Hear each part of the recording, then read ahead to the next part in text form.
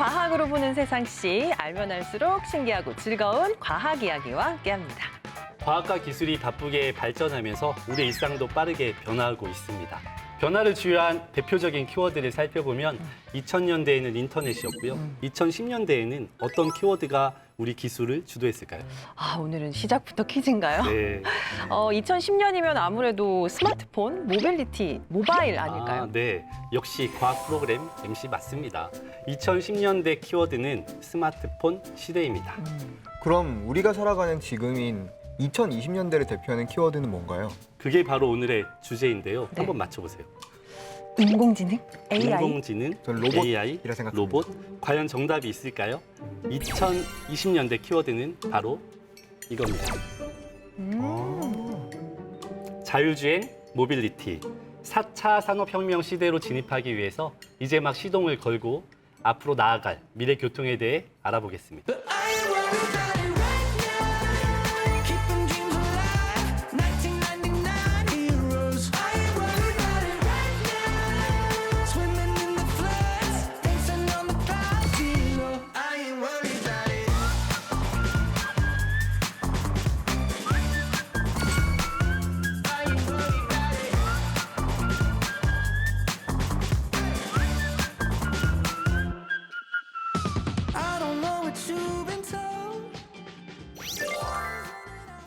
자율주행에 대한 궁금증 이분들과 함께 풀어보겠습니다. 각자 자기소개 부탁드릴게요. 안녕하세요. 저는 도시 내에서 천천히 운행하는 자율주행 셔틀, 그거를 누구보다도 잘 지금 주행하고 있는 별명이 탑건인 지상의 탐 크루즈입니다. 문영준입니다. 우와.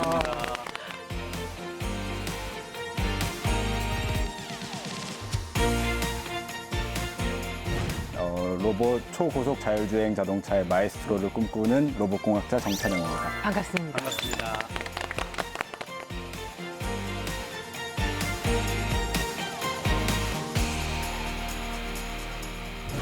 우리가 자율주행하면 사실 조금 멀게 느껴지지만 몇 년 전부터 출시되는 차들을 보면 그런 기능 있잖아요. 반자율주행, 일명 오토크루즈 기능이 포함된 차들이 많이 있더라고요. 맞습니다. 사용들 좀 해보셨나요? 저도 지금 운전하고 있는 게 반자율주행인데 어. 근데 때론 운전하다 보면 핸들을 또 잡아라 이런 경고 알람 메시지도 있는데 참 편안하게 사용하고 있습니다. 창현 씨는요? 저도 2년 전에 처음 이제 차를 뽑았을 때 이 기능이 탑재된 이제 풀옵션을 구매했었어요. 그러니까 주변에서는 아니 무슨 준중형 차에 그런 풀옵션 넣느냐 다들 의아해했는데 네. 이게 한 번 써보니까 이 기능이 없는 차로는 운전을 못할 것 같더라고요. 정말 편리하고 이 전방의 센서가 차간 거리도 인식해서 속도도 조절해주고 저는 이제 핸들만 잡고 안전하게 가기만 하면 되는 거라서 정말 요긴하게 잘 쓰고 있습니다. 자주 쓰는군요. 그래서인지 이런 기능을 쓰다 보니까 2050년에는 대체 이 모빌리티가 어느 정도로 발전할까, 어느 기술들이 나올까 궁금해지는데 많은 게 달라지겠죠. 제 방에서 출근을 하는 그 목적지까지 자동으로 날아갈 수 있는 그런 환경이 되지 않을까. 다시 말하면 땅에서 하늘로 갈 수 있지도 않을까라는 생각을 한번 해보네요. 요즘 기술 속도가 발전 네. 속도가 워낙 빠르니까 저도 가능하지 않을까 싶기도 한데 어떨까요? 근데 이제 기술적으로는 충분히 가능하지만 네. 현실에서 과연 그거를 전부 수용할 수 있느냐, 과연 안전이라는 담보로 거기까지 우리가 다 개발할 수 있느냐, 이런 문제에서 조금 더 시간을 좀 갖고 봐야겠죠. 네. 박사님은 어떻게 보세요? 현실적인 기술적인 도전 과제들이 아직 여전히 많이 남아 있을 거라고 저는 생각합니다. 물론 분명한 거는 현재 자율주행 기술보다도 훨씬 더 진보된 것들이 이제 상용차에 많이 적용이 되겠지만, 그래서 뭐 완전 자율주행과 보다 더 가깝게 저희가 다가가겠지만, 그래도 여전히 저희가 상상 속에서 그리던 어떤 핸들이 없는 자동차, 이런 건 좀 어렵지 않을까 이렇게 생각합니다. 네. 두 분의 이야기를 좀 들어보니까 저희가 생각했던 것보다는 기대보다는 못 미치는 것 같은데 그럼 시간을 조금 더 돌려봐서 2100년대에는 어떤 환경이 펼쳐질까요? 교수님 2100년이면 혹시 연세가 갑자기 슬퍼지지만 네, 저도 슬퍼집니다. 네. 그러면 한번 상상을 해봤으면 좋겠어요. 어떨 것 같으세요? 정말 아까 말씀하신 날아다니고 이런 것들 그냥 일상화되지 않을까요? 그러면서도 너무 뭐 안전 문제도 그렇고 사람들이 이제 기술을 수용하는 것도 지금 저희가 스마트폰을 쓰는 게 당연하다고 여기듯이 음. 그쪽에서도 그렇게 생각할 것 같습니다. 2100년이면 아직 시간이 많으니까 제가 뭐 튜브 같은 거를 탁 타고 뿅 하면 뭐 제주도에 가 있고 유럽에 가 있고 그런 시대 오지 네. 않을까 싶은데요. 저는 어렸을 때 그런 이야기를 들어봤던 것 같아요. 미래의 자동차는 동그란 모양일 것이다. 그래서 동그란 모양에서 서로 마주보고 클릭만 하면 어디든 갈 수 있을 것이다. 2100년대에는 그렇지 않을까요, 박사님? 2100년에는 저는 자동차가 없어질 거로 보죠. 그럼 저희 뭘 타고 웨어러블 이동을 수트를 입고 아, 제가 이동성을 제 마음대로 할 수 있는 약간 아이언맨 같이. 그렇죠. 속도도 제 마음대로 그다음에 장거리 이동, 단거리 이동 전부 제 마음대로 할 수 있는 시대가 올 거로 저는 보고 있습니다. 볼까요? 저도 완전히 다른 생각을 해보고 싶은데요. 박사님 말씀하셨던 것처럼 전혀 다른 모빌리티 개념이 탄생하고 또 저희가 알고 있던 기존 어떤 자동차의 형태는 분명히 아닐 것 같습니다. 지금으로선 정말 꿈 같은 얘기고 빨리 좀 현실이 됐으면 좋겠다라는 생각이 드는데 오늘의 대화가 머지않아 현실이 되기를 바랍니다. 가능하면 저도 그렇고 우리 교수님도 그렇고 경험할 수 있도록 두 분이 열심히 네. 팍팍 힘을 써주시기 바랍니다. 네. 네, 이제 현실로 좀 돌아올 시간인데요. 지금부터는 방금 전까지 우리가 나눈 이야기, 미래 모빌리티를 가능하게 할 자율주행에 관한 이야기를 한번 나눠봤으면 좋겠습니다. 문 박사님, 먼저 자율주행 자동차의 개념 그리고 조건을 간략하게 정리해 주시면 좋을 것 같아요. 예, 이게 여러 가지 얘기가 있었지만 미국의 자동차공학회 SAE라는 데서 좀 아주 간단하게 잘 정리를 했어요. 반자율주행 같은 경우는 아직까지 운전자를 지원해주는 장치 역할을 하는 거고요. 그게 이제 아예 그런 기능이 없는 거 레벨 제로라고 해서 이제 0레벨, 워닝을 주는 이렇게 경고 주는 경우 1레벨, 반자율주행 개념이 있는 게 2레벨. 운전자가 일부 운전 지역권을 자동차에 맡길 수 있느냐? 이게 이제 3레벨. 완전히 맡기느냐? 이게 4레벨. 그다음에 킷 도와주겠나? 이게 5레벨로 가는 거죠. 네. 마치 게임처럼 0단계부터 5단계까지 구분이 돼 있는 것 같은데 네. 좀 더 구체적으로 들어보고 싶어요. 네. 0단계면은 자율주행이 아예 없는 상태인가요? 그렇습니다. 운전자가 처음부터 시동을 걸고 마지막 목적지 도착해서 주차하고 시동 끄는 데까지 모든 것을 운전자가 담당하는 것이 지금 현재 우리가 가지고 있는 자동차, 일반적인 자동차에 있는 그 0레벨입니다. 네. 아무것도 없죠, 지금. 네. 운전에 대한 즐거움은 최고죠. 그죠? 그렇죠. 1단계는 그러면 어떤 수준일까요? 1단계. 네. 1단계는 지금 사실은 주차하면서 왜 그 다른 차랑 부딪히거나 이럴 때 소리 울려주죠? 네. 그 저기 경고음 주는 거. 네. 차로를 이탈했을 경우에 네네. 차선을 벗어나면 경고 주는 장치. 예, 그리고 앞 차량을 못 보고 제가 브레이크를 못 밟았을 때 경고를 주는 장치. 네네. 이 정도가 저희가 1단계로 운전자를 이렇게 안전하게 지원해주는 장치 1단계로 지금 보고 있습니다. 1단계는 저희가 지금도 보편적으로 많이 쓰고 많이 있는 쓰고 있습니다. 것들이네요. 이제 네. 그러면 교수님, 네. 2단계는 뭘까요? 2단계. 제 생각에는 앞차 간의 간격 조정하는 거는 물론이고 약간 방향성, 차선의 이탈을 좀 방지해 주지 않을까? 이런 생각이 드는데 박사님, 2단계는 정확히 어떤 단계인가요? 네, 잘 설명해 주셨어요. 2단계는 조향에 대한 제어권과 종방향에 대한 제어권이 이제 자율주행 시스템에 구현되어 있는 차량을 의미합니다. 다만 여전히 자율주행 시스템 완벽한 단계가 아니기 때문에 운전자의 이제 판단이나 관리 감독이 필요한 수준의 자율주행을 의미합니다. 3단계에서는 어떠한 기술이 추가로 들어가나요? 사람은 엄청난 기능을 갖고 있어요. 저희가 운전하면서 주변을 다 인지할 수 있는 기능이 있어요. 네. 오감으로. 네. 그죠? 그리고 인지를 하게 되면 굉장히 빨리 판단합니다. 그리고 그거를 실행을 하죠. 판단과 실행하는 과정을 일부 차량에다 주는 거예요. 그래서 차량에 그 라이다라는 그 빛으로 하는 센서, 카메라 센서 같은 걸 달아가지고 꼭 우리의 눈과 이런 귀가 있는 것처럼 그렇게 차량에다 주고 거기서 인지돼서 나오는 여러 가지 문제점들을 바로 차가 그렇게 반응하도록 하는 장치를 만들어주는, 갖춰주는 거예요. 그래서 운전자가 이 제어권을 잠시 차량에다가 넘겨줄 수 있는 그런 상태. 그러니까 3단계죠. 말하자면 조건부 자동화 이렇게 그렇습니다. 이해하면 될까요? 정확히 보셨습니다. 예. 조건부. 3단계가 돼도 어쨌든 운전자의 개입은 필요한 거네요. 반드시 그렇습니다. 네. 책임도 운전자가 져야 됩니다. 그러면 네. 더 나아가서 4단계가 되면 네. 우리 운전자들이 자유로워지는 거예요? 4단계는 정말 고도화된 자율주행 시스템을 의미하고요. 여전히 많은 이제 국내외 기업들이 이제 목표로 하고 있는 자율주행 단계라고 생각을 하시면 되는데요.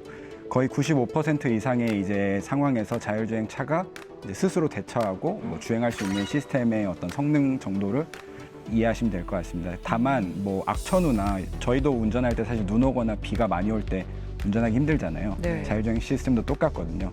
그런 상황에서는 여전히 운전자의 개입이 필요하기 때문에 저희가 뭐 생각했던 어떤 핸들이 없는 자동차 이런 것들은 아직 구현이 안 된 단계라고 생각을 하시면 될 것 같아요. 그렇다면 레벨 5단계까지 되어야 우리가 운전대와 완전히 이별을 할 수 있을까요? 그렇죠. 어떨까요? 이제 네. 우리가 옛날에 전격 제트 작전이라고 아마 그 TV 프로그램을 했었던 걸 기억하시죠? 네. 그때 그 주인공이 시계에다 대고 킷 도와주겠나 그러면 주차장에서 알아서 나와서 어. 네, 제가 있는 대로 와서 저를 태워서 제가 원하는 목적지까지 알아서 가죠. 예. 자, 이게 이제 5단계인데요. 네. 이 5단계는 그 소위 말해 도어 투 도어. 제가 집에서 나가서 목적지에 도어까지 갈 때까지 모든 과정을 다 그 자율주행으로 처리해 주는 거죠. 운전대랑은 손 놓는 거죠, 이제. 그러면 그러면. 그렇게 되면 차 안에서 뭔가 책을 읽을 수도 있고 영화도 볼 수 있고 그럼요. 잠도 잘 수 있는 네. 거네요? 사실 4단계에서도 고속도로나 국도의 어떤 구간에 들어가면 그런 것도 가능합니다, 일부. 이제 5단계가 돼야 완전히 제가 이제 운전대에 손을 놓게 되는 거죠. 5단계가 상용화되면 나만의 어떤 새로운 공간이 그럴 것 생기는 같아요. 거예요. 하나의 오피스 공간이 됐습니다. 네. 자동차 안이 하나의 집이 되는 것 같아요. 그러니까요. 멋지네요. 완전 자율주행 기술이 도입이 되면 우리 삶에 참 엄청난 변화가 생길 것 같다라는 생각이 듭니다. 이런 기술이 어떻게 가능한 건지 자율주행 기술 원리를 좀 쉽게 설명을 해주시면 좋을 것 같아요. 정찬영 박사님께 침세 강연 부탁드리겠습니다. 자율주행 자동차 시스템을 이해하기 위해서는 제가 볼 때 가장 좋은 방법은 저희가 어떻게 운전하는지에 대한 생각을 먼저 해보면 되게 좋을 것 같아요. 예를 들어 볼게요. 제가 오늘 카이스트에서부터 여기 방송국까지 오는데 이제 운전하는 과정을 살펴보면 저는 눈과 귀로 주변 환경을 많은 것을 인식하면서 이제 주행을 운전을 했을 거예요. 예를 들면 주변 차량, 차선, 뭐 갑자기 뛰어드는 아이는 없는지 아니면 뭐 신호등은 상태는 어떤지 이런 것들을 인지를 했죠. 제가 그거를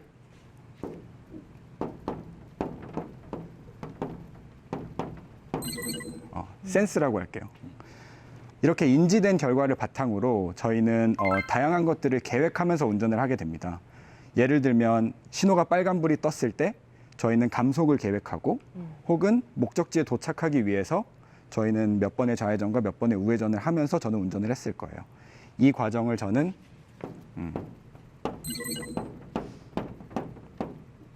플랜이라고 할게요. 마지막으로는 제가 계획한 이런 경로와 속도를 정확히 조정하기 위해서 제 팔과 다리를 이용해서 핸들을 돌리고 엑셀레이터를 밟았겠죠. 이런 마지막 단계를 저는 액트라고 할게요. 그래서 다시 말하면 사람은 센스를 눈으로 했고 플랜은 어떤 뇌로 했겠죠. 제 뇌로. 액트는 이제 제 손과 뭐 발로 이제 조향과 이제 스로틀 페달을 조절했을 겁니다. 사실 자율주행 자동차도 정확히 똑같은 이 3단계의 스텝을 거치는데요. 저희는 그래서 이렇게 마지막으로 다시 센스로 이런 어떤 획기적인 과정을 통해서 이제 제 집부터 여기 방송까지 오게 된 거죠. 자율주행 자동차는 그러면 센스를 어떻게 할까요? 주변 환경을 인식하기 위해서 어떤 식으로 할 것 같으세요? 뭐 카메라? 카메라 맞습니다. 카메라도 많이 쓰이고요. 사실은 저희에게 더 중요한 정보는 저 물체까지의 거리를 측정하는 거잖아요. 물론 카메라로도 저희는 두 눈을 이용해서 거리를 측정하지만 보다 더 이제 직관적으로 줄 수 있는 라이다나 레이더 센서라는 게 따로 있습니다. 그래서 카메라, 라이다, 레이더 이렇게 3가지 센서가 대표적으로 사용이 됩니다. 그래서 마찬가지로 제가 물체를 인식했던 모든 대상들이 자율주행 시스템에서는 카메라와 라이다, 레이더를 통해서 인식이 되게 됩니다. 다음은 저희가 제가 좌회전 경로를 계획했던 것처럼 플랜을 해야 되는데요.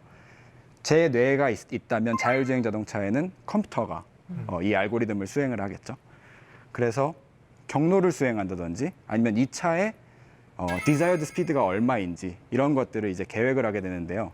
뭐 예를 들면 느리면 1초에 100번, 빠르면 1초에 200번 이상의 이제 계획하는 알고리즘들이 컴퓨터 내에서 돌아가게 됩니다. 그래서 여기서는 뭐 컴퓨터라고 할게요. 그래서 이런 컴퓨터에서 제 뇌가 연산을 했듯이 경로를 계획하고 속도를 계획하면 저는 제 손과 발을 이용해서 힘들게 차량을 운전을 했지만 자율주행 자동차는 조향 스티어링 핸들에다가 모터나 어떤 전기적인 신호를 통해서 이제 차량을 최종적으로 제어를 하게 됩니다. 그래서 뭐 예를 들면 기어로 우리가 모터를 표현하겠습니다. 이런 이제 세 가지 단계는 사실 자율주행 시스템을 나누는 아주 전통적인 방식이고요. 다만 이게 비단 자율주행 자동차에만 국한되는 게 아니라 뭐 예를 들면 우리가 뭐 로봇이나 아니면 자율 비행기, 자율 뭐 선박 이런 것들에서 항상 적용될 수 있는 이 세 가지 원리입니다. 나름 쉽게 설명한다고 했는데 혹시 궁금하신 점이 있으실까요? 너무 잘 설명해 주신 거예요. 쉽게 잘 설명했죠. 아, 네. 감사합니다. 카이스트 안에서 점심 먹으러 나가면 이 자율주행 시범 운영차라고 해서 귀여운 자동차들이 돌아다니는 걸 많이 봤거든요. 네. 혹시 저 과정 중에서 어떤 것들을 주로 테스트하고 있는 건가요? 아마 저희 연구실 차일 확률이 높은데요. 네. 이런 어떤 세 가지 블락들이 유기적으로 동작을 했을 때 안전하고 강건하게 동작을 하는 시스템이거든요. 어떤 특정 모듈을 저희가 집중적으로 검증한다기보다는 어떤 전반적으로 다양한 시나리오에 저희 차를 노출시킴으로써 정말 저희가 디자인한 알고리즘들이 저희 생각대로 동작을 하는지 이런 것들을 보는 과정이었습니다. 그냥 여러 상황에 부딪혀 보게 만드는 거네요. 네, 맞습니다. 사실은 자율주행이라는 게 한 번 사고가 치명적인 사고로 이어질 수 있는 그런 어플리케이션이기 때문에 사실은 정말 무수히 많은 테스트를 해봐야 되고요. 또 뭐 정말 저희는 눈이 오면 일부러 차를 가지고 나가서 눈이 정말 많이 오는 상황에서는 어떻게 되는지, 또 폭우가 정말 많이 왔을 때는 뭐 차가 어떻게 반응하는지 이런 거를 항상 날씨가 안 좋을 때 더 나가고 싶어하는 그런 특성이 있습니다. 어저께 경험한 건데요. 저는 2단계의 반자율주행 차를 지금 하고 있는 것 같아요. 타고 있는데 경사진 곳에서 후진을 하면서 내려오는데 차가 갑자기 그 경사진 이 블럭을, 이 각을 벽으로 인지했나 봐요. 네. 그래서 후진이 안 됐어요. 그래서 어떻게 해야 되나 좀 순간 이렇게 당황했던 적이 있는데 이러한 것이 또 사고로, 또 다른 환경에서는 사고로도 이루어질 수도 있지 않을까. 전 되게 놀랐거든요. 급정거는 저도 경험해 본 적 있어요. 그쵸. 후진하다가. 맞아요. 분명히 아무것도 없는 것 같은데 갑자기 이게 맞습니다. 서더라고요. 저희 전문 용어로는 그런 거를 팬텀 브레이킹이라고 하거든요. 그러니까 없지만 있다고 잘못 신호를 준 거죠. 플랜 단계로. 그러면 저희가 할 수 있는 가장 보수적인 선택은 감속을 하는 거기 때문에 점차 기술 개발이 되면서 그런 문제들이 해결되지 않을까. 네, 많이 좋아졌어요. 근데 예전에 비해서도 그럼요. 상당히. 기대됩니다. 네. 라이더 같은 경우도 저게 빛으로 인식하는 거거든요. 직접 경험한 게 저희 셔틀이 주행하다가 잠자리가 라이더 앞에서 이렇게 깔짝깔짝 거렸죠. 그래서 결국 팬텀 브레이킹 했습니다. 그래서 와. 안에 있는 사람들이 넘어졌어요. 그럴 수 예. 있겠네요. 예. 저 잠자리는 사실은 주행하는데 큰 문제점이 없어요. 장애물이 그렇죠? 아닌데 잠자리 장애물을 불쌍한데요? 인식하는 거예요. 굉장히 어려운 문제들이 아직도 산적해 있습니다. 예. 여기까지 듣고요. 자리로 모시겠습니다. 네. 잘 들었습니다. 문 박사님, 그러면 이런 자율주행 기술은 언제 어떻게 처음 연구가 시작되게 된 건가요? 그 1900년대 초에 그 포드하고 다임러 쪽에서 이제 소위 자동차들을 만들어내면서 운전을 잘하는 사람들은 젊은이들의 일종의 그 우상처럼 됐죠. 그래서 여자친구 옆에 태우고 멋있게 이제 운전하고 뭐 수동으로 하고 막 그런 거 했잖아요. 네, 그리고 네. 멋있게. 엔진 브레이크도 넣고 막 그러고 한 손으로 이렇게 하면서 하는 그런 영화도 나오죠, 그죠? 네. 근데 어느 순간에 자동차가 보급이 되기 시작하면서 그 미국에 있는 기업들이 그러면 운전을 잘 못하는 몸이 불편한 분들은 어떻게 운전하지? 하는 그 물음이 생기기 시작한 거예요. 손이 없거나 또는 발이 없거나 이런 분들한테 어떻게 운전을 할 수 있게 만들 수 있지? 그래서 발로 하는 악셀레레이터가 손으로 올라온 경우가 있고, 네. 그렇죠. 그 다음에 제가 손으로 해야 되는 것들도 발로 할 수 있는 경우도 있고, 그렇죠. 그리고 이제 핸들 조작도 저희가 이제 이렇게 한 손으로 이렇게 할 수 있는 그런 어떤 키도 나오고 했었어요. 그러다 보니까 운전을 정말 안 해도 될 수 있는 상황이 오지 않겠나 해서 1940년대부터 이런 그 소위 그 자동차 유명한 회사들이 또 독일에 있는 회사들하고 자율주행차에 대한 연구가 시작된 거예요. 예, 그 도로에서 마그네틱을 이렇게 깔고요. 그 마그네틱에 의해서 차가 갈 수 있도록 이렇게 하는 시연도 하고 했었어요. 1970년대, 80년대 오면서 이제 소위 다파라는 어떤 그 사막의 랠리 이걸 하기 시작하면서 급작스럽게 발전한 거죠. 예. 굉장히 오랜 시간 동안 많은 분들이 연구하신 거예요. 이 부분들은. 최근에 나온 최첨단 기술인 줄 알았는데 굉장히 오래전부터 좋은 의도로 사람의 안전과 편의를 위해서 도입됐다고 하니까 얼른 일상화됐으면 좋겠다는 생각이 듭니다. 아까 2단계까지 일상화가 좀 되었다고 했는데 3단계는 언제쯤 만나볼 수 있는 건가요? 최근에 테슬라가 그 소위 3단계라고 해서 일부 자동차를 판매하고 있고요.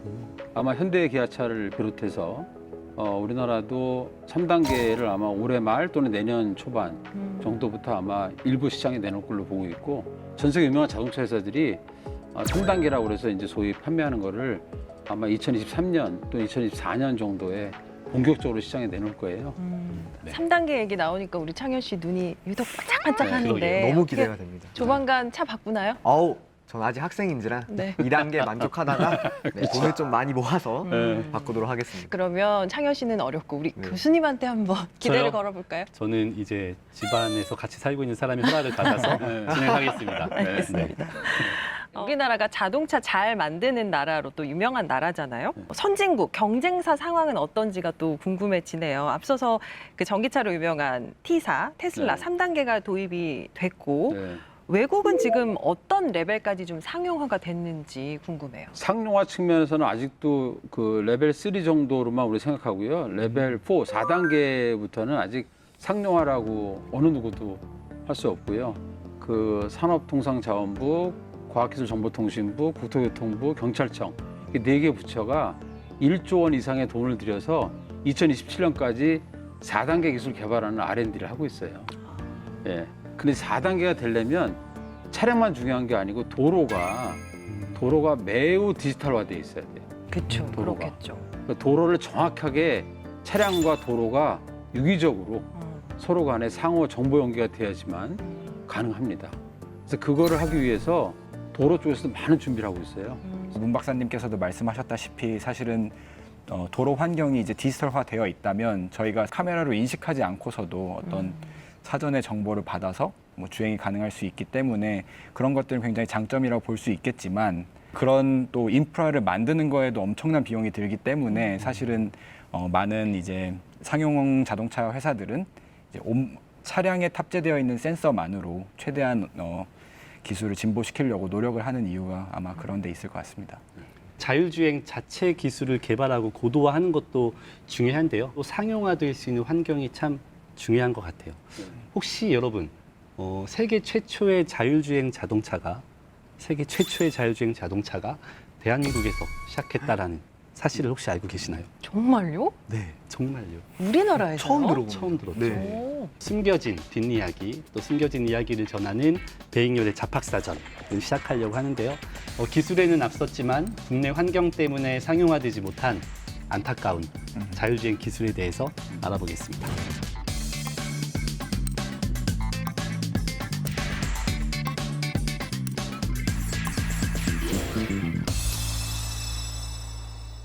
모든 기술이 그렇겠지만 기술은 하루아침에 짠 하고 나타나는 마술은 아닙니다. 오늘의 자율주행 기술이 있기까지 여러 나라에서 많은 연구와 노력이 지금까지 이어져 오고 있는데요. 주요 과정들을 보면 1977년 일본의 스쿠바 대학교 기계공학 연구소에서 시속 30km의 느린 속도로 지정된 구간을 달릴 수 있는 자율주행 자동차를 개발하는 데 성공을 합니다. 이어서 1986년 독일의 미넨 연방대학교 연구진들은 시속 100km의 속도로 정해진 구간을 달릴 수 있는 자율주행차를 개발하게 되죠. 사람의 조작 없이 운행하는 차의 의미로는 성공적이었는데 실제 도로 위에서 주행할 수 있는 진짜 자율주행 기술과는 약간의 차이가 있었습니다. 이제 시간이 흘러서 1993년 혹시 기억나시나요? 대전에서 있었던 꿈돌이도 아직 안 기억이 나죠? 안 태어났나요? 네. 네, 아직 네. 세상에 오, 없었습니다. 네. 그 1993년 우리 창현 씨가 아직 태어나지 않은 그 매번 시점이지만 놀랍니다. 네. 네. 우리 대한민국의 진짜가 나타납니다.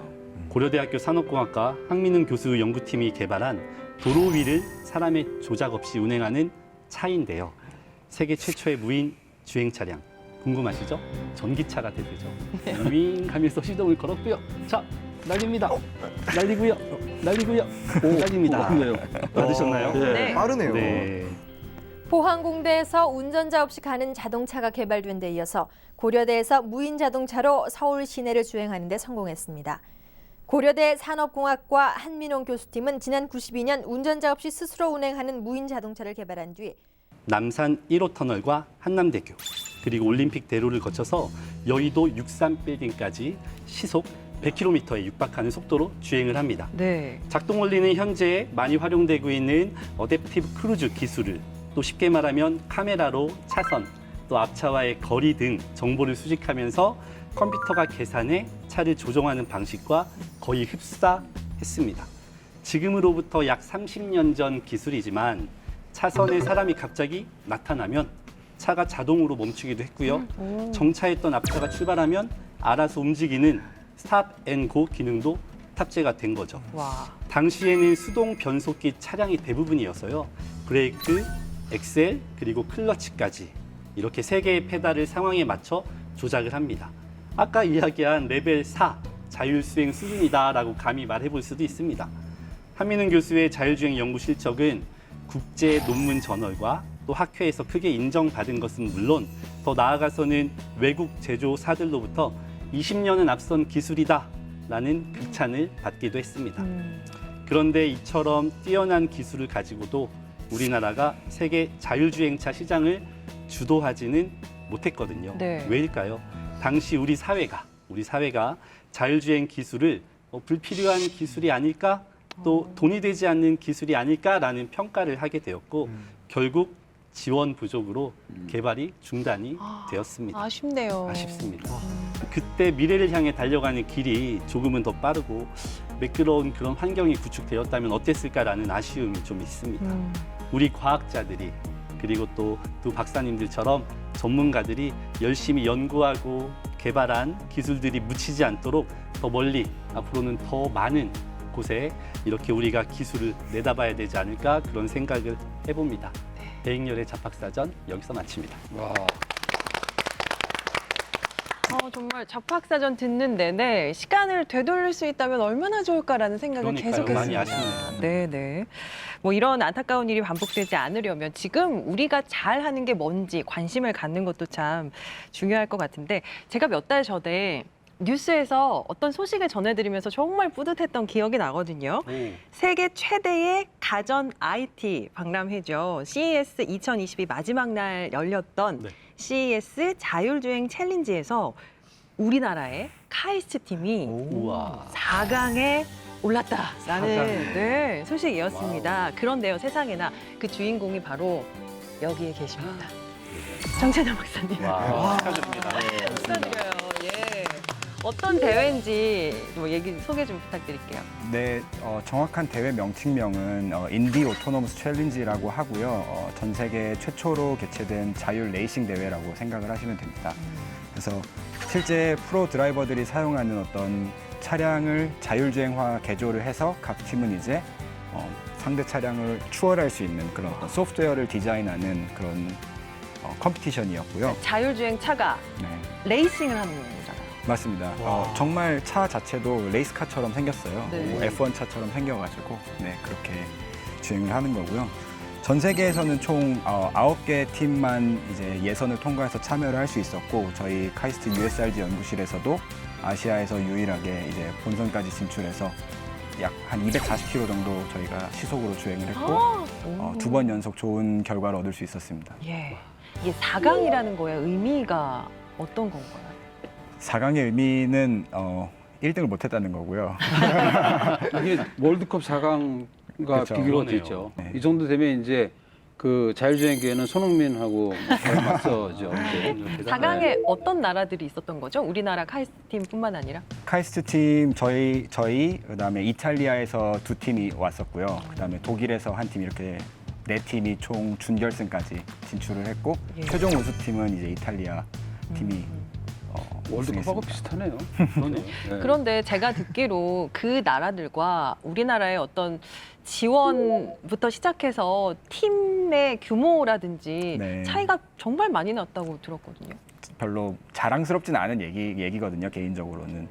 근데 이제 현실을 말씀을 잠깐 간단하게 드리면 사실 저희 같은 경우는 총 4명이 이제 그 차를 이제 한 프로젝트에 이제 집중을 해서 프로젝트를 진행을 했었고, 다른 팀 같은 경우는 적으면 30명, 많으면 60명 이렇게 와서 이제 하니까 사실 네. 저희가 인력이 많이 부족했죠. 근데 저 이제 같으면 기 죽었을 것 같아요. 그럼 저희 또 국민의 힘이 이제 대한민국 사람들 아, 특성상 기죽지는 않고 네. 이제 정말 일당백을 해서 모든 팀원들이 정말 자랑스럽고 뿌듯하긴 한데, 사실은 이제 팀장으로서 다시 생각을 해보면 우리한테도 좀 더 많은 인원이 이제 있었으면 어땠을까, 이런 아쉬움이 남긴 하죠. 네. 혹시 다른 나라에서는 네. 뭐라고 하던가요? 저희를 다이나믹 듀오라고 불렀어요. 거의 대부분을 2명이서 하다가 이제 나중에 2명이 이제 지원을 하러 잠깐 이제 왔던 그런 스토리가 있는데, 근데 저희는 이제 그런 거를 들으면 굉장히 뿌듯하죠. 왜냐하면 저희가 실력이 거의 좋은 편이고, 그다음에 적은 수로 차를 굉장히 빨리 주행을 시켰다는 게 이제 애들은 믿기지가 않는다. 그리고 기자들도 와서 이제 막 외국 기사들이 보면은 카이스트팀은 왜 2명밖에 없냐, 근데 어떻게 할 수 있었냐, 그러면 너의 담당은 뭐냐, 우린 다 한다, 센스 플랜 액트 다 한다. 멀티플레이. 네, 이렇게 얘기를 하는 거 보면 이제 그쪽 기자들은 당황해하죠. 뭐 스카우트 제이 같은 건 안 받으셨나요? 몇 군데 받았습니다. 이런 이야기를 들을 때마다 우리가 정말 대단한 민족이구나 라고 하는 걸 느끼게 됩니다. 하지만 한편으로는 늘 이렇게 무에서 유를 창조하는 것에 대한 기적에 또 감탄하는 것이 아니라 체계적인 지원과 관심 속에서 우리 두 분과 같은 박사님들께서 안전한 환경에서 연구를 할 수 있으면 어떨까라는 생각을 좀 해보게 됩니다. 네.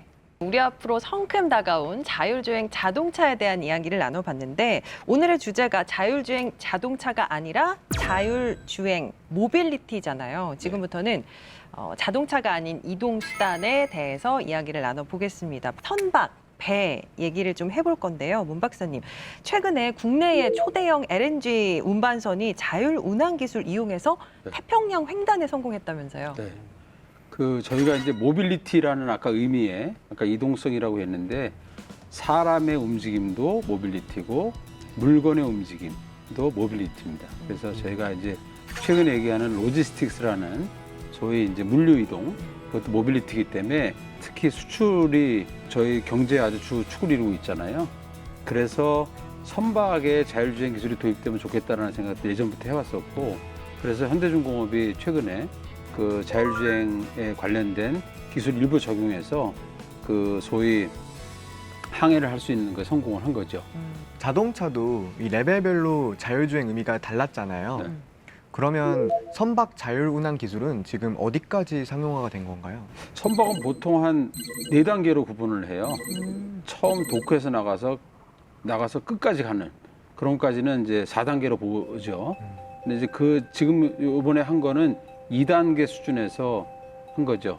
그 운항하는 분이 존재하고 있는 상태에서 일부 구간의 크루즈를 가지고 했던 것들이기 때문에 지금 2단계 정도로 보는데, 앞으로 사실은 도크에 대는 도선 기술까지 오려면 4단계까지 가려면 조금 멀었죠. 이제 기본적인 원리를 비교해 보면 선박에 적용되는 자율 운항 기술이 육상에서 적용되는 운항 기술의 원리와 비슷한가요, 박사님?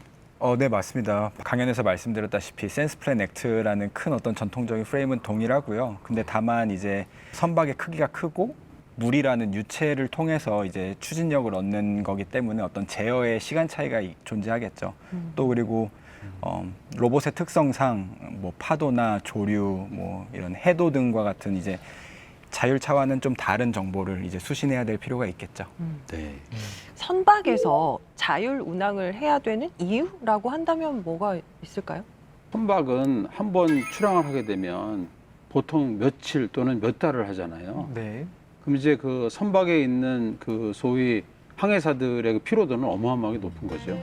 그래서 일부 바다에서는 사실은 자율 운항을 놓고 좀 쉬는 것도 필요하잖아요. 그래서 굉장히 중요한 것 중에 하나다. 너무 피로도가 높으면 사실은 굉장히 어려운 거거든요. 그 선박에 만약에 무인 선박이 되면 또 다른 장점은 제 생각에는 선실이 없어도 되잖아요. 아, 그러면 그러면- 더 실을 수 있네요. 맞죠? 그만큼 공간 효율성이 나오지 않을까. 좋은 네, 점. 그렇게도 그렇겠네요. 생각해 볼 수 있겠네요. 네, 네. 이렇게 육상과 해안 이곳에서 자율주행에 대해서 지금 쭉 알아보고 있는데 하늘을 빼놓으면 서운하겠죠? 아까 네. 날고 싶다고들 다들 그러한 꿈, 동심을 가지고 있는데 이번에는 비행기의 자동 운전에 대해서 한번 알아봤으면 좋겠습니다. 지금 항공기는 안전이 최우선이기 때문에 계류장에서 우리를 태운 다음에 이 유도로 통해서 활주로에서 이륙해서 완벽하게 그 궤도에 올라가서 그 오토파일럿 올 때까지는 전부 조종사들의 그 역할을 권한이 있어요. 네. 그거를 맡길 수는 없죠. 그죠? 그래서 그 부분에 있어서는 굉장히 보수적입니다. 어. 일정 궤도를 다 나른 다음에는 다시 수동으로 전환해서 조종사가 다시 키를 잡고 착륙해서 계류장까지 오는 것까지는 전부 조종사 역할이죠. 자율적으로 하게 된다 하는 것들은 아직까지는 허용이 안 될 걸로 좀 보고 있습니다. 굉장히 어려운 기술이에요. 특히 아시지만 바람이 조금만 불어도 맞아요. 이 착륙에 어마어마한 스트레스가 가해지고요. 또 거기 탔 탑승객들은 엄청난 불안감에 그렇죠. 시달리거든요. 네. 정 박사님, 그러면 완전 자율주행 비행기는 아직까지 좀 먼 미래 얘기인가요? 그렇게 볼 수만은 없습니다. 군사 목적으로 이제 설계된 비행기 중에서는 이제 완전 자율 비행이 가능한 이착륙을 포함한 그런 비행기들이 존재하는 것으로 제가 얼마 전에 본 게 있고요. 그리고 또 미국의 어떤 스타트업에서는 여객기가 아니라 어떤 시험용으로 설계된 소형 경비행기를 이착륙을 이제 성공했다는 기사를 얼마 전에 본 적이 있거든요. 그리고 저희 연구실에서는 사실은 조금 다른 어프로치로 이제 휴머노이드 로봇의 형태를 가지고 이제 그 로봇이 조종간에 탑승을 해서 실제로 비행하는 그런 연구랑 프로젝트를 진행을 동시에 하고 있거든요. 네, 근데 사실 굉장한 아이디어고 아직 갈 길은 멀지만 제 네. 생각에는 분명히 장점이 많은 접근이라고 저는 생각을 하고 있어요. 아니, 로봇은 꼭 비행기뿐만 아니라 자동차나 선박에도 다 이렇게 운전이 가능하잖아요. 그러면은 운전을 대신해주는 로봇을 사용하면 자율주행 레벨 5가 바로 달성되는 거 아닌가요? 저도 그러고 싶은데 네. 사실 쉽지만은 않은 일입니다. 그런 것들을 하려면 이제 정말 고도화된 지능을 가진 어떤 로봇이 개발이 돼야겠죠, 사실은. 네. 예. 사실 저는 자율주행 비행기에 대해서 거는 기대가 상당히 크거든요. 어릴 때부터 왜 그런 거 있잖아요. 영화 보면 약간 자동차 같은 형태지만 하늘을 날아다니는 맞아요. 그런 것들이 많이 있었는데 도로에는 뭐 건물도 있죠, 장애물도 있고 차도 많지만 하늘길의 경우에는 일단 저희가 생각했을 때는 뻥 뚫려 있기 때문에 네. 더 쉽지 않을까 싶은데 비행기가 자가용처럼 네. 다닐 수 있는 날도 오겠죠? 그렇죠. 근데 비행기가 자가용으로 생각하지 말고 제 자가용이 비행기가 될 수 있다고 생각하시면 빨라요.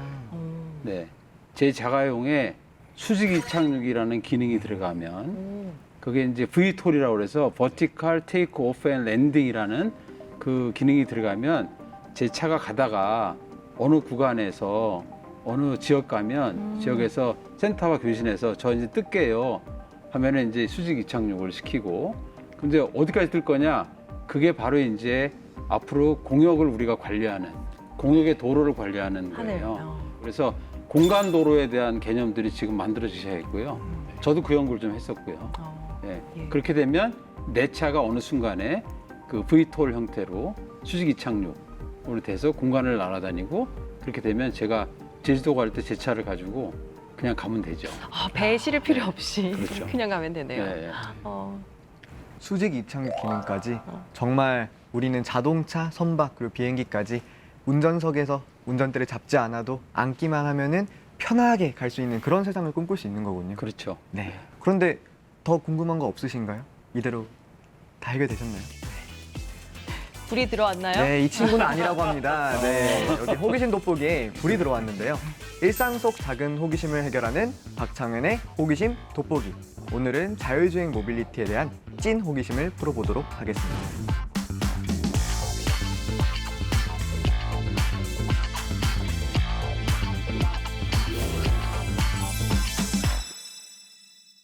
상상이 현실이 된다는 건 정말 설레는 일이잖아요. 아까 자율주행 단계에 대해서 알아봤고 자율주행 기술이 사실 사람의 안전과 편의를 위해서 개발된 것이라고도 들었는데 사실 그래도 풀리지 않는 의문들이 있어요. 과연 자율주행 기술이 안전할까? 내가 운전하는 것보다 과연 이 자율주행이 나를 더 안전으로부터 더 잘 지켜줄 것인가? 이런 의문이 남아있거든요. 이 자율주행 모빌리티가 얼마나 안전한가요? 믿을만한가요? 그러니까 이제 운전자의 오류를 막아주는 걸로는 확실히 안전합니다. 네. 근데 문제가 좀 있어요. 제가 지금 세종시대 자율주행 셔틀을 운영하고 있는데 한 번 회전교차로로 들어가는데요. 회전교차로 들어가서 못 나왔어요. 왜요? 차는 그야말로 제가 프로그램을 넣어놓은 그대로 운영을 하죠. 네. 그게 교통의 기본적인 규칙을 따라가면서 하는 거죠. 근데 다른 차들이 안 받아주세요. 네. 회전교차로 들어가서 회전교차로에서 그 통행 우선권에 대한 규칙을 안 지키세요. 그럼 자율주행차는 영원히 서 있어요. 이 이유일지는 몰랐네요. 네. 그래서 이거는 굉장히 합의가 필요해요. 네네. 레벨 4 차량 시대가 왔다고 치자고요. 그러면은 제어권을 다 차량에 줬어요. 근데 레벨 4만 있느냐? 아니죠. 레벨 4를 안 갖고 있는 사람들 레벨 0도 있을 그렇죠. 거고 레벨 1도 있을 거고 2도 있을 거예요. 같이 달리잖아요. 네. 그럼 운전자가 레벨 0나 레벨 1 운전자가 내 차, 옆차, 뒤차 자율주행차들 레벨 3, 레벨 4인데 저는 교통법규 안 지키고 신호 안 지키고 해봐요. 그거는 대혼란이 벌어지는 거죠. 우리나라의 그 이 운전자들이 상당히 많은 그 소위 운전 규칙을 어기세요. 저기 찔립니다. 이거를 풀지 않으면 사실은 기술은 발전했는데 막상 다닐 수 있는 여건, 환경은 우리 스스로 막는 꼴이 되는 거죠. 그래서 안전한 거는 기계적으로, 기술적으로는 안전을 담보할 수 있지만 바로 이런 문제 때문에 사회적인 시민들의 수용성 문제로 안전이 깨질 수 있다라는 제가 답변을 드릴게요. 네. 그러니까 오히려 자율주행 기술은 굉장히 안전한데 이게 사람들 사이에서 융화되면서 기존에 이제 사람들이 좀 교통 수칙을 안 지키는 경우 때문에 아까처럼 막 회전목마 타듯이 이렇게 빙빙 도신 거고 걱정되는 게 인공지능이 학습을 하다가 저희의 이런 안 좋은 그런 습관을 보고 따라하거나 그러는 불행한 경우도 있나요?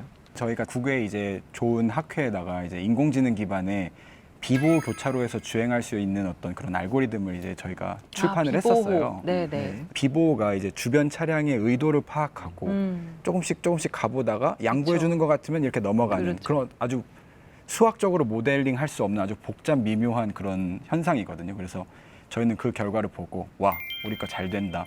그래서 이제 학회에서 발표를 했죠. 근데 미국이었는데 전혀 이해를 못 하는 거예요. 왜 스탑 사인이 있는데 왜 인공지능이 눈치를 보면서 이걸 들어가야 되냐. first in, first out이면 먼저 도착한 사람이 먼저 가고 그다음 너가 가면 되지 않냐. 그만큼 미국은 이제 스탑 사인에 대한 이제 룰이 굉장히 엄격하고 뭐 우리나라가 이제 다른 선진국으로 가면 갈수록 이제 이런 도로 교통도 좀 잘 지켜서 보다 말씀하셨던 것처럼 자율주행도 빨리 좀 다가왔으면 좋겠네요, 저도. 네. 네. 안전이 보장된 상태에서 우리가 타기만 하면 우리를 빠르고 신속하게 이렇게 운송해 줄 수 있는 모빌리티 정말 앞으로 기대가 되면서 오늘의 박창현의 알쏭달쏭 호기심 돋보기 마치도록 하겠습니다. 이렇게 과학과 기술도 중요하지만 우리가 살아가기 위해서 더 중요한 것들이 있잖아요. 우리는 무엇에 더 가치를 두고 어떠한 준비를 해야 될까요, 박사님? 네, 이제 아까 제가 잠깐 말씀드렸지만 규범이죠. 사회적인 규범. 제가 1992년에 미국 유학을 갔습니다. 그때가 30살이었는데요. 가서 이제 오리엔테이션을 하는데 문을 열고 들어가는데 네. 앞 사람이 제가 한 2-3m 뒤에 들어갔는데 문을 잡아주더라고요. 열고. 저 깜짝 놀랐어요. 문화적인 충격이에요.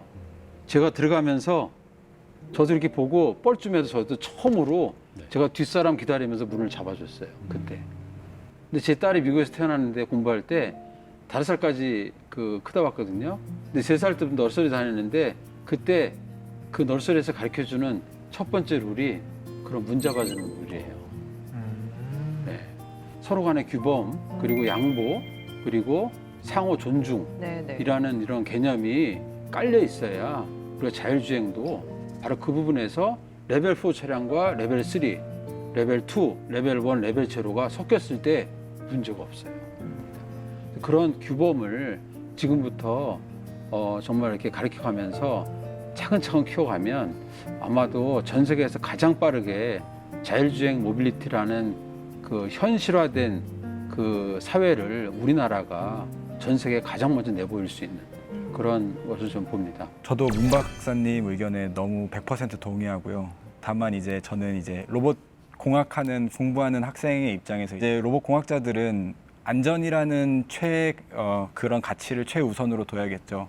근데 현실적으로 이제 실제로 저희가 연구를 하다 보면 가끔은 어떤 숫자에 너무 매몰돼서 성능 뭐 이런 식으로만 이제 매몰될 때가 많이 있거든요. 제 자신도 발견할 때가 있고 자율주행 자동차가 아까 시작했던 어떤 그런 처음 뿌리를 생각해 봤을 때 어떤 교통 약자를 위해서 자율주행 연구가 시작됐고 그런 것들을 생각하면서 안전이라는 가치를 최우선으로 둬야 될 거고 그다음에 또 기술을 사용하실 이제 많은 분들께서도 이런 기술에 대한 간단한 원리라든지 혹은 뭐 공부는 어렵지만 이런 프로를 통해서 관심을 가져주시는 게 좀 더 안전하고 효율적으로 기술을 사용할 수 있을 거라고 생각합니다. 네. 공부는 어렵나요? 어렵다고 하셨는데.